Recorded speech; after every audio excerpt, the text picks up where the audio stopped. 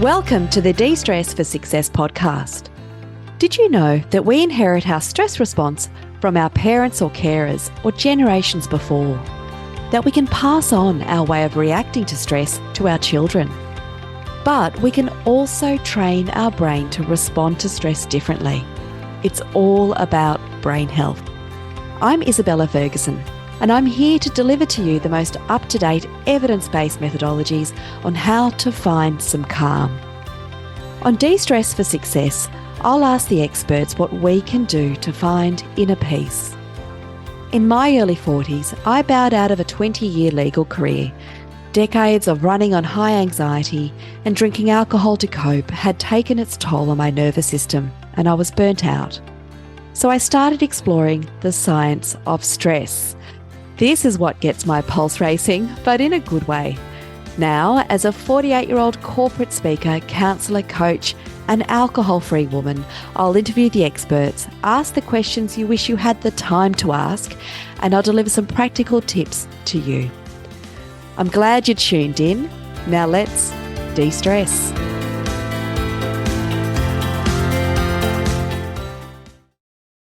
Hello there. Welcome back to the podcast. It's been a long time. I've taken a little hiatus between episodes. I've recently moved up to the hills of Adelaide. My family up-stumped and moved from Sydney late last year just to have a 9-month stay here. You know, we moved for work. So it has been a massive adventure. So we've taken a large part of January to really explore this beautiful, beautiful state. If you have not been to Adelaide, particularly the hills, that's where I am, please do consider putting it on your list of places that you want to get to sooner rather than later. I am constantly amazed and moved by the beauty of this location. There is just so much to do. I can't believe I haven't explored it before. So back to De-Stress for Success. I am heartened by the number of downloads, which were surprisingly many for the first 10 or so episodes that I released last year. I've been thrilled at the emails asking about the next episode. When's it going to be on? So here we are. Now, before we get started, here's a little question. Are you doing a fast of any kind? Is it sugar? Is it alcohol? Another goal? Well, if it's alcohol, why not consider giving up, but with the benefit of some support and a mindset shift along the way? My signature Alcohol Revolution program, which comes in both an online and a podcast version, is available. It's got episodes, daily episodes that can support you along the way, just help you there with urges and cravings and really to reframe alcohol and how it shows up in your life. Details are in the show notes for this. The second initiative that I am doing quite a lot of this year is group challenge alcohol freedom coaching. So if this appeals to you, register your interest for my next challenge, which will be in March or April if I get enough interest. I already have a full sold out challenge starting in February. So that's gone. But look, there've got to be more. So do register your interest. It's a really good collaborative way of, I guess, harnessing the power of a group to connect, to share, to know you're not alone, and to shake this thing called alcohol that can, show up in a way that you don't want it to in your life. So a little focus going forward on De-Stress for Success. This year, we're really going to be looking at what does a successful life look like to you? Are you like many of my clients, like me, most days, some days, where I say, look, I don't know what I like. I don't know what my passions or purpose are. I know I should be feeling fulfilled or I want to be, but I don't know how to get there. I've got no clear-cut goals. What are they? Well, asking this question is the first step to getting there. You see, we're encouraged to find our passions. We're actively told to, really find out what we like to do when we're kids. But we quickly lose it. From there, we tend to bash and hurtle through our lives, through school, uni, work, parenthood, mortgages, and then we emerge, often in our 40s, and we're thinking, geez, what's next? What about me? My kids are independent. I'm not particularly fulfilled in this job. I'm feeling a little unhealthy. That, is there more? Am I on the path for, achieving the life I want? We do need to put in some work and think about it. We need to curate what we want. So some effort needs to go into it. And I know that's easily said than done. But today we're going to start it off because a large part of knowing what a successful life in terms of our own personal definition looks like is knowing, what we value in life. And it differs from person to person. So today, let's discuss our individual personal value systems. Let's try to get some structure here because they're going to be really useful reference points for you. I cannot emphasize this enough. I devote a whole session, if not more, with my clients, no matter what we're doing, to really trying to pull this out. How would you define your values? What are they? Well, your values are the things that you believe are important to you, to your core, the way you live and work, your moral code, so to speak, by which you can use as a reference point to make the tough decisions. So your values should determine your priorities. And deep down, they're probably the measure you use to tell if your life is turning out the way you want to. Can be a really good check balance about whether there's alignment in what you're doing, what you want to do. So this podcast is, of course, about de-stressing and succeeding. And I really believe that life is less confusing, less stressful when we are acting day to day in accordance with our personal values. When the things that you do and the way you behave, your relationships, the way you spend your time match your values, life is good. You're satisfied. You're content. That time when you're sitting down on a Friday afternoon or a Sunday, you're reflecting on the week that was, the week ahead. When things are in alignment, you're feeling at peace. You're like, yeah, this is good. I'm excited. I'm excited about this next week. Look, the opposite is the case. So when things don't align with your personal values, that's when things just feel out of kilter, wrong, a bit restless, a bit antsy. There can be a real source of unhappiness and stress. And look, from my own personal experience, unhappiness and stress then can lead to some pretty unhealthy coping mechanisms, alcohol, sugar, food, codependency, things like that. Not to get too deep right now, but, these are really good reasons to try and work out our personal values. So, for example, if you value family, but you have to work 70-hour weeks, you cannot get to family sport or have quality time, you're going to feel that internal stress and conflict a bit more. Another one, if if you don't value rivalry or competition, you tend to lead more towards collaboration and peace and calm. Yet you work in a highly competitive environment like I did as a litigation lawyer. Well, you're less likely to be satisfied. You're going to feel more demotivated. You're more stressed at having to front up each day. It's going to permeate into other areas of your life as well. So in these type of situations, understanding your values can be integral to making some tough decisions, the right decisions that can really set you up a little better for the life you want to lead. When you know your own values, you can use them as a guiding North Star, so to speak, and these are the sorts of decisions that you can use them for. What job should I pursue? What are my passions? Should I accept this promotion? Should I start my own business? Should I compromise here or be firm with my decision?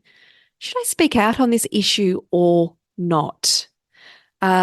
Is this friendship good for me? Do I need to put a hard boundary in this friendship or this relationship? Knowing your values will also explain to you why you might feel really upset at certain critical events, whereas in comparison, other people around you don't tend to be as worked up.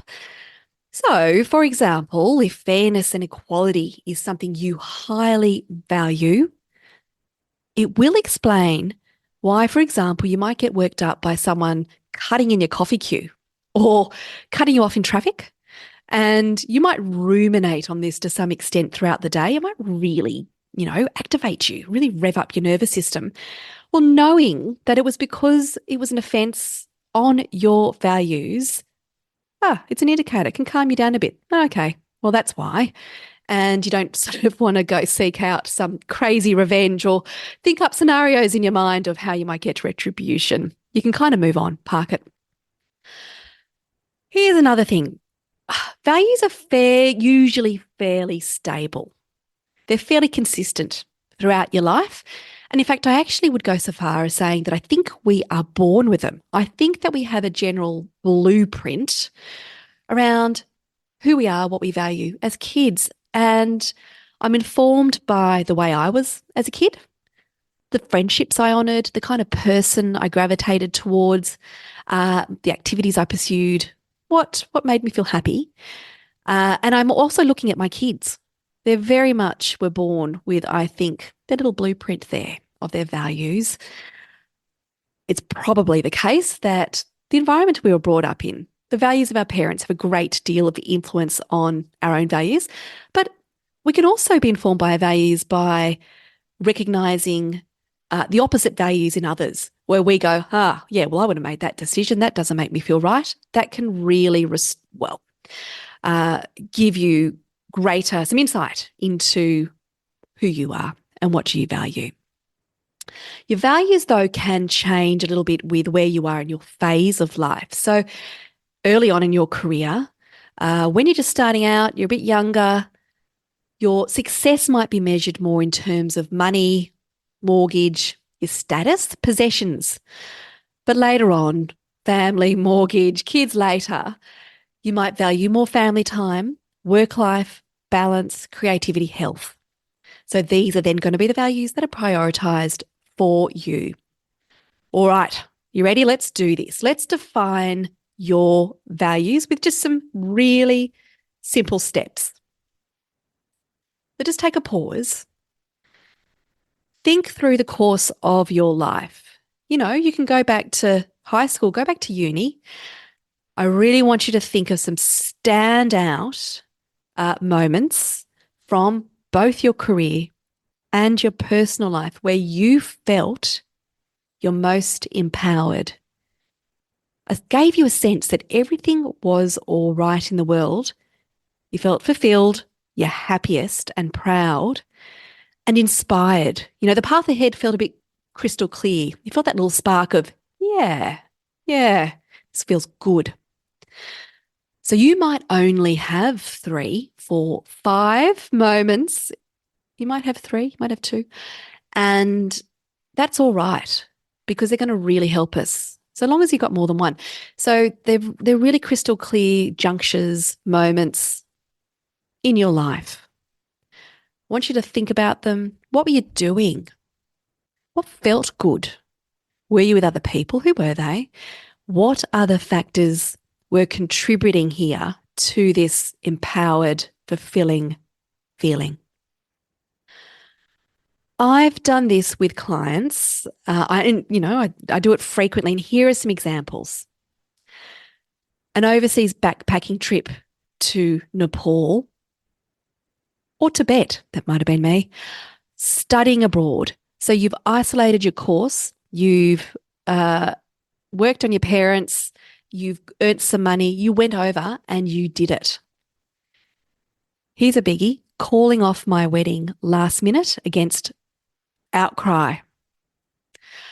Finalising my master's, that might have been me, starting up my first business, protesting for climate change, volunteering, standing up for a friend in a tricky moment, working in child protection, running a marathon. So list all of the examples here that resonate. When I did this exercise, here is what came up for me. My trip to Tibet, gosh, it moved me, it inspired me, and it inspired the master's topic that I then later did on environmental law. I felt empowered. I felt part of an ethical movement. I loved it. Volunteering work at the Raise Foundation, which mentors teenagers, and Lifeline. They were just big key moments for me. I felt connection, belonging, passion, purpose.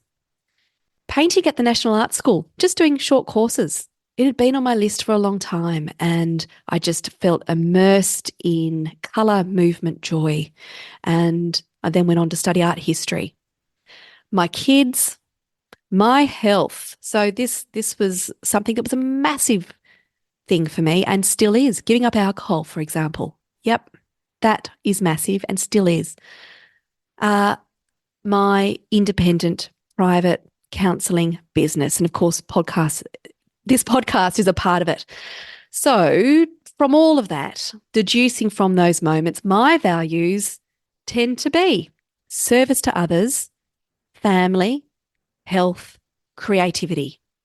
So these things regularly feature on my to-do list. They dominate my thoughts. I feel off kilter when they are not featured, when they're not in balance. These are important to me in creating the successful life that I want, I need.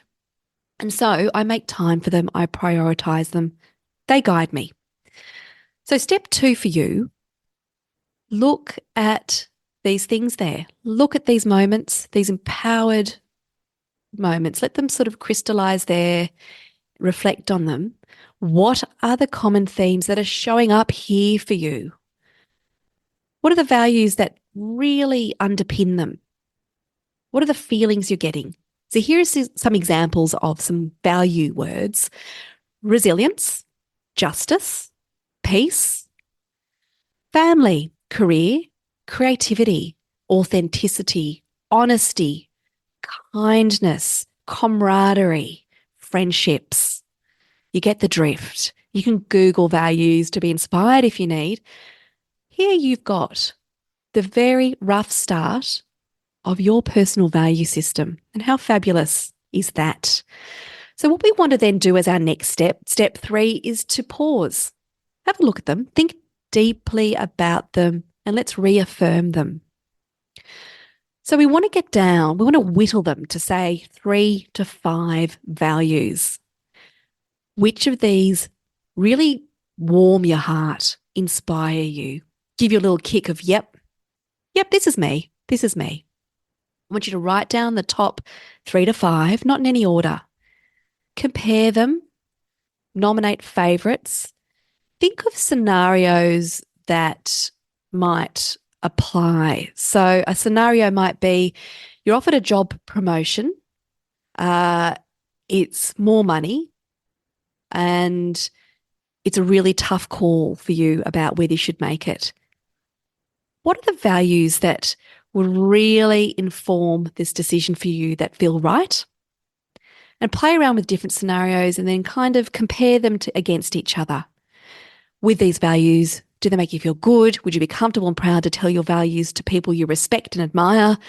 Do they represent things you would support, even if the choice isn't popular and puts you in the minority? Now, next, the final check on all this. It's kind of, a bit of just a tool, just to bounce back and just think, well, yeah, does this ring true? Think about what your nearest and dearest would say about you, in these moments. How would they describe you? Do they line up with these values? So that's it. They're your values. And identifying and understanding them can be challenging, but it's really, really important because they are, after all, identifying the central core parts of who you are and who you want to be. So when we're thinking back about those questions at the start, you're trying to work out what are my passions? What are my activities that are going to fulfill me? How am I going to curate this successful life and fill it up with things I want to do, people I want to be with? These can be the benchmark or the reference guide from which you can go back as a touchstone and say, well, is this in alignment with these values? So I really hope this was a great first episode for you for 2024. I'm really excited about where we're going with this podcast because we're looking at values. We're going to be looking at how to define a successful life. How do we know? How do we get there? Do stay tuned for the next episode. I've got a really good guest coming on. You're going to love her. So you've got that to look forward to. It has been an absolute delight to be back here on the podcast with you. And yeah, I can't wait for what's in store. I can't wait for February to get moving so we can achieve our February goals. And I look forward to seeing you on the next episode of De-Stress for Success. See you later.